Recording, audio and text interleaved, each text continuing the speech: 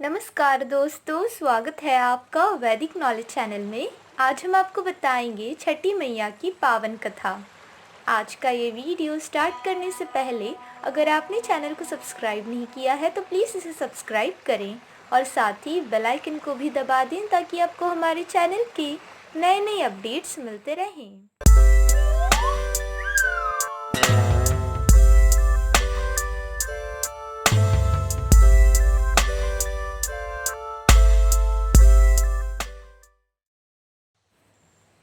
हर साल कार्तिक मास में शुक्ल पक्ष की षष्ठी तिथि को छठ पर्व मनाया जाता है।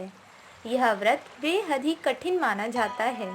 वैसे तो छठ का पर्व विशेष रूप से बिहार में मनाया जाता है, लेकिन इस महापर्व की धूम देश के अलावा विदेशों में भी देखी जाती है।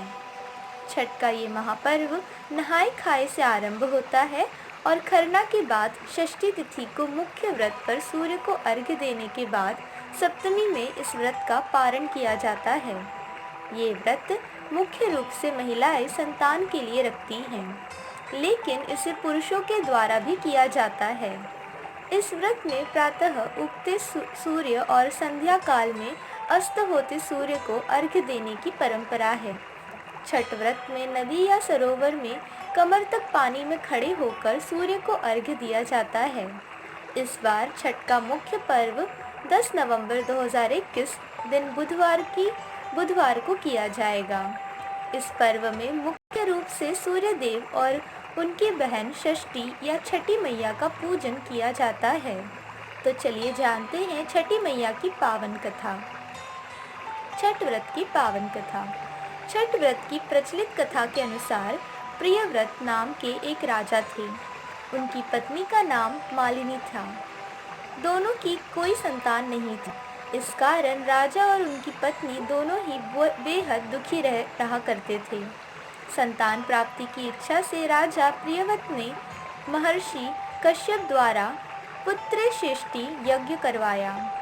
इस यज्ञ के फलस्वरूप रानी गर्भवती हो गई, लेकिन 9 माह के पश्चात रानी ने मरे हुए पुत्र को जन्म दिया। इससे राजा को अत्यधिक आघात पहुंचा और शोक में आकर उन्होंने अपने जीवन को त्यागने का मन बना लिया। लेकिन जैसे ही राजा ने आत्महत्या करने की कोशिश की, उनके सामने एक सुंदर देवी प्रकट हुई षष्ठी देवी। देवी ने राजा से कहा कि मैं षष्ठी देवी हूँ। मैं लोगों को पुत्र का सौभाग्य प्रदान करती हूँ। इसके अलावा जो सच्चे भाव से मेरी पूजा करता है, मैं उसके सभी प्रकार के मनोरथ को पूर्ण कर देती हूँ।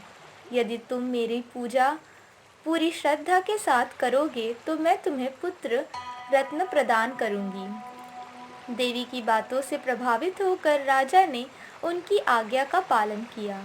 इसके बाद राजा ने अपनी पत्नी के साथ कार्तिक मास में शुक्ल पक्ष की षष्ठी तिथि के दिन देवी षष्ठी की पूरी विधि विधान से पूजा की। इस पूजा के फलस्वरूप उन्हें एक सुंदर पुत्र की प्राप्ति हुई। तभी से छठ का पावन पर्व मनाया जाने लगा। इसलिए कार्तिक मास में शुक्ल पक्ष की षष्ठी तिथि को संतान की लंबी आयु और संतान प्राप्ति की कामना के लिए छठ का व्रत किया जाता है। द्रौपदी ने रखा था छठ का व्रत। इसी के साथ महाभारत काल से भी छठ व्रत की कथा जुड़ी हुई है।